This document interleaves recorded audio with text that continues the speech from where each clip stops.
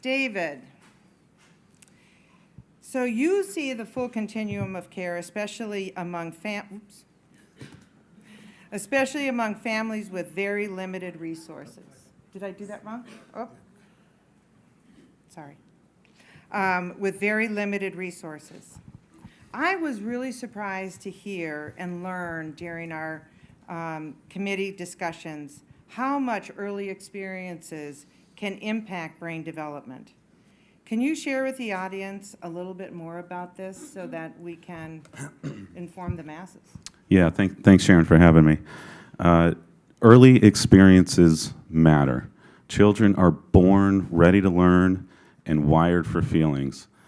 What we have learned in just the last 10 to 15 years around the neurological and physiological science and research of the developing child and brain, from birth to age 3, the human brain has the most rapid levels of development in brain architecture compared to the remainder of the entire human lifespan.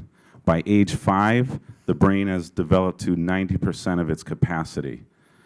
If I were to connect the dots when Sharon talked a little bit about income disparity, you take a 24-month-old young child, and if we connect the dots to what we know about the developing child and income disparities, a low socioeconomic child at 24 months, their vocabulary, their word attainment is at 290 words. You take a mainstream, upper economic, middle-class child, their vocabulary at 24 months is 450 words. So well before we talk a lot about the educational achievement gap, we talk about kindergarten readiness, we talk about third grade performance, that achievement gap has already begun in the first 24 months, which is sobering, but we can do this, we can solve this, we can actually eradicate that just by understanding and embracing what we know about early childhood. And the bottom line is early experiences matter. Great, thank you, David. And what also are some of the common barriers that this lower socioeconomic, these families, what are some of those challenges that they face, that bring into the mix here? So if I was to move away the piece on early experiences and understanding, the synaptic connections that are forming more so in those first 36 months of human life than any other time, let's just move that away for a minute and let's just talk about economic mobility. Let's just talk about supporting working families. Childcare cost is very often the most expensive cost for families. I see a lot of heads nodding. I think I see a lot of parents in the audience. For example, and this transcends, clearly the stress, the economic financial stress that falls upon oneself elevates on where your income is, but this touches everybody.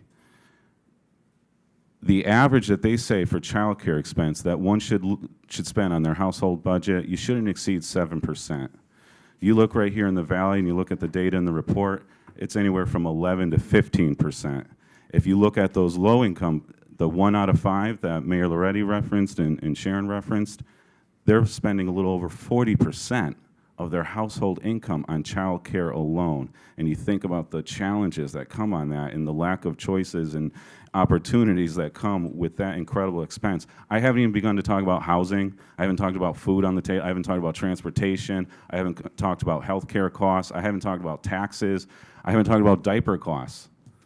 1 in 3 American families, regardless of their socioeconomic status, struggles to meet the demand of diapers for young children.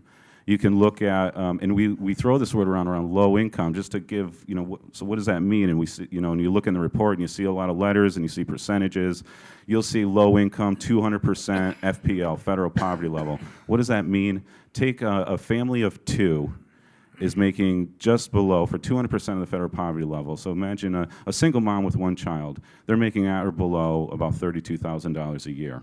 Okay, just to give you a kind of a context of creating a budget for a single parent of 1 with 1 child and what that looks like, and what does that menu of options look like for that individual. Take a mom and a dad with 2 children at low income, 1 in 5 in the Valley.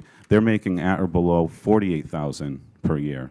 So try to craft a budget based on that.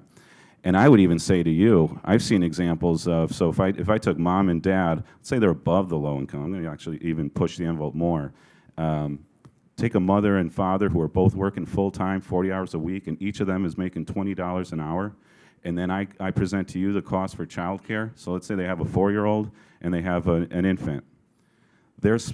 Before housing and all those other things I talked about, 29% of their gross income is going towards childcare, and that's just based on the average cost of childcare. Preschool average cost can be from $190 up to $250 a week. Infant and toddler care from birth to age 3 can be $280 to soaring well over $300 a week. And so you think about that challenge, and when you look at 20% of low-income residents in the valley, if I were to peel the onion and go into what's the percent of birth to age 5, it's 32% of our valley residents are at or below that low-income threshold. 1 in 3 young children are within a household of low income. So knowing what we know about in childcare, and the catch-22 is, you know, how do I go to work if I can't afford childcare? How do I afford childcare if I can't go to work? So all of these things, the good news, we can actually, this is very doable. There's solutions we can do. We have examples that are pioneering right here in the valley, and we just need to continue to augment that, what we're doing around that. Thank you, David.